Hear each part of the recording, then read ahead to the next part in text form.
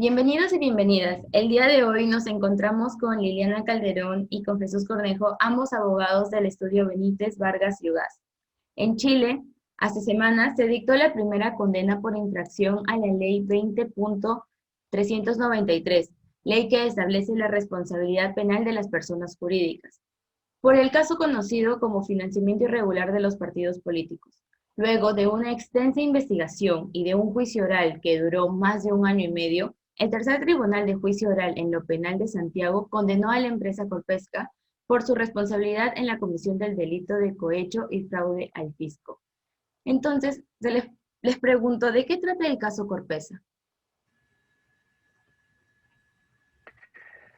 Bien, hola, muchas gracias por este espacio para poder conversar de esta sentencia tan interesante. El caso trata en realidad tiene en el centro a una empresa llamada Corpesca, ¿no? Y la sanción para su gerente general, ¿no? Respecto de quien se pudo comprobar que había incurrido en unas prácticas de soborno, específicamente a dos senadores de Chile. ¿No? Para ellos había implementado un sistema de simulación de servicios, ¿no? Brindados supuestamente a la empresa, por los cuales emitieron algunas boletas, algunas facturas, ¿no? Por servicios no reales, evidentemente, ¿no? Pero que a cambio de esto había una contraprestación por parte de la empresa, que justamente era el dinero objeto del soborno, del cohecho, ¿no? Entonces, al identificarse o al verificarse la comisión del delito de cohecho, tanto por parte de estos funcionarios públicos como por parte del gerente general, claro, el tribunal chileno determinó que pues en este caso se había cometido el delito de cohecho en beneficio y en interés de la empresa Corpesca, ¿no? Y a partir de ello se establece una condena para esta persona jurídica. Entonces, ¿qué decide la justicia chilena en torno a la responsabilidad penal de la persona jurídica y su modelo de prevención de delitos, que es el programa Compliance?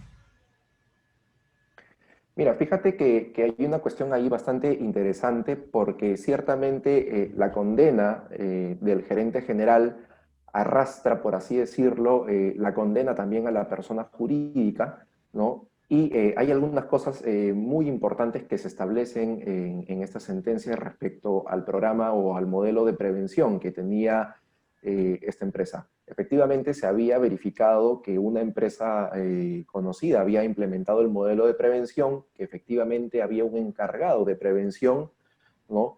Pero la cuestión aquí es que se determinó que este modelo de prevención no era efectivo y no era idóneo para poder prevenir la comisión del delito por parte, en este caso, del gerente general. Tan es así que se vio que, por ejemplo, ¿no? El encargado de prevención no tenía una efectiva supervisión ni posibilidad alguna de llegar al directorio para poder controlar las actuaciones del gerente general. Y en ese sentido se determinó pues, que no era suficiente este modelo de prevención para poder establecer estos controles y supervisión. En esa línea, doctores, ¿por qué este caso se podría considerar como uno de los más relevantes en materia de responsabilidad penal de las personas jurídicas?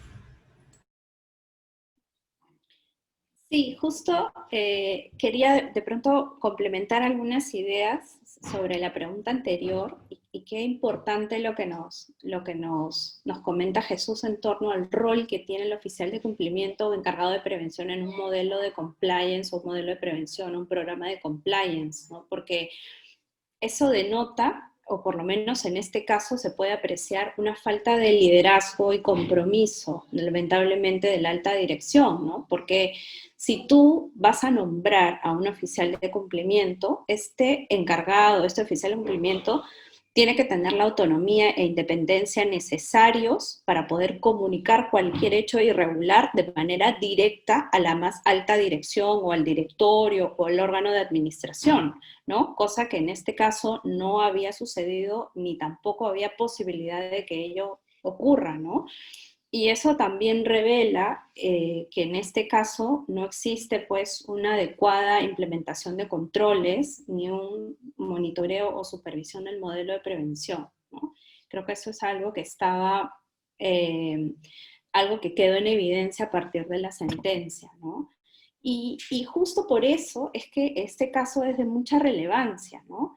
Porque, por un lado, es uno de los casos más cercanos que nosotros tenemos en la región, más cercanos a nuestra legislación, porque la legislación chilena tiene muchos más años que la nuestra, y todos los otros casos de estudio o de referencia que nosotros tenemos son casos básicamente de la legislación española o incluso anglosajones de Estados Unidos, básicamente por el FCPA, ¿no? Pero no teníamos un caso tan cercano como este, y que además creo yo puede servir de referencia para los empresarios locales, ¿no? De cuál es el valor que tiene el modelo de prevención en la sostenibilidad de la organización y en la mejora reputacional de la misma, ¿no? Entonces, ¿podría ocurrir una situación similar en el Perú? ¿Cómo es que se regula este tema de la responsabilidad penal de las personas jurídicas en el país? Sí, mira, contestando a la primera parte de la pregunta, yo creo que sí, efectivamente es altamente probable que esto pueda ocurrir en el Perú. No sabría decirte de aquí a cuánto tiempo, porque hay que tener en cuenta que la norma chilena ya es del año 2009, ¿no? Y aún con todo este tiempo, ya digamos más de 10 años, ¿no?, de vigencia de esta norma en este país, se ha visto, digamos, un caso bastante particular como el que comentamos. No dudo que esta situación podría estarse replicando en empresas peruanas, ¿no?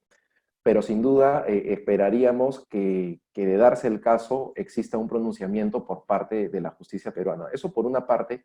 Y por otra parte, claro, en relación a lo que se establece en el ordenamiento, en relación a la responsabilidad de las personas jurídicas, hay que tener en cuenta que el marco normativo base, por así decirlo, ¿no?, lo tenemos en la ley 30424 y en su reglamento, ¿no?, que ciertamente, si bien la ley fue publicada en el año 2016, ¿no?, recién entró en vigencia en el año 2018 y estando reglamentada recién en el año 2019, de modo que tenemos un marco normativo bastante reciente, ¿no?, en el que se establece algunas cuestiones bastante similares a la chilena, ¿no?, como por ejemplo el hecho de que exista la comisión de un delito, por ejemplo, de cohecho, lavado de activos o financiamiento del terrorismo, ¿no?, o tráfico de influencias, o colusión, ¿no?, cuando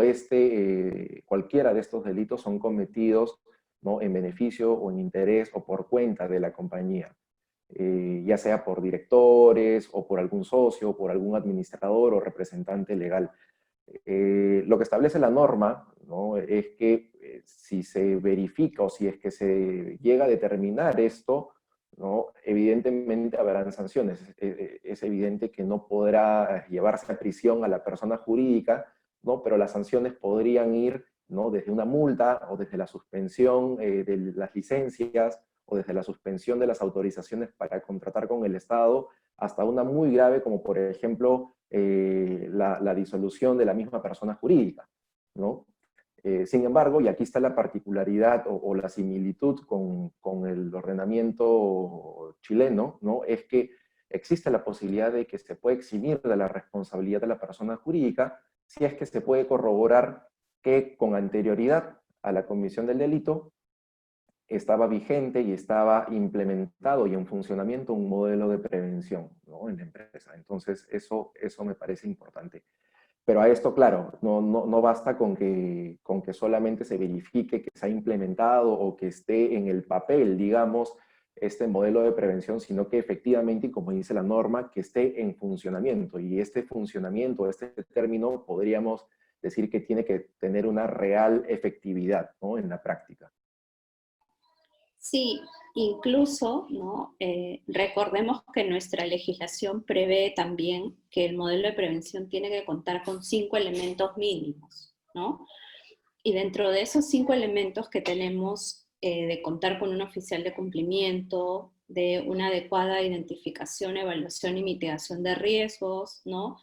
Y los otros 3 tenemos 2 de estos 5 que se pueden aplicar perfectamente al caso chileno, ¿no? de Corpesca, pero también al nuestro, ¿no? Uno, el contar con un encargado de prevención o oficial de cumplimiento que responda a estos lineamientos de liderazgo y compromiso que comentamos hace un momento, pero el segundo es el monitoreo y la supervisión continua del modelo de prevención, ¿no? Que como dice el caso chileno, como dice la judicatura chilena, se acreditó, se comprobó un defecto en la organización.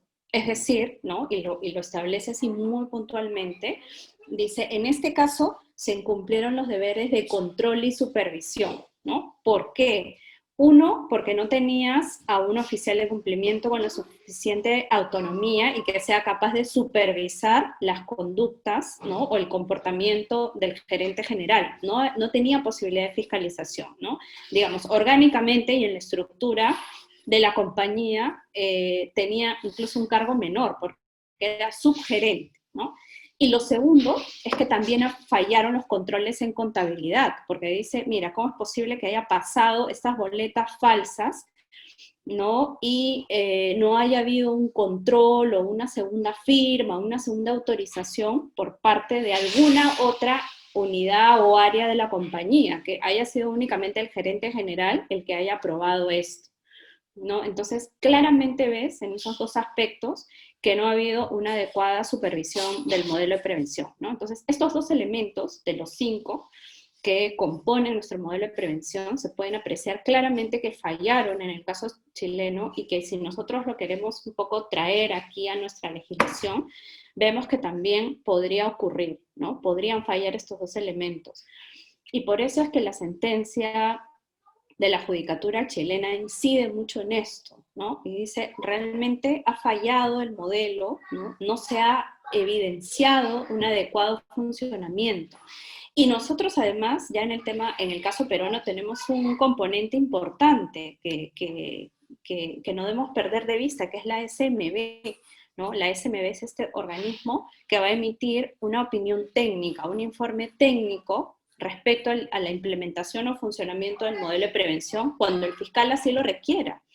Es más, acaba de lanzarse el segundo borrador de los lineamientos de la evaluación del modelo de prevención y si no me equivoco, el 28 de diciembre se tiene que presentar los comentarios. Entonces, eso es algo positivo porque ya nos están entregando lineamientos objetivos para poder establecer cuáles van a ser los parámetros de evaluación, sea porque implementaste adecuadamente el modelo o porque está funcionando de manera idónea, ¿no?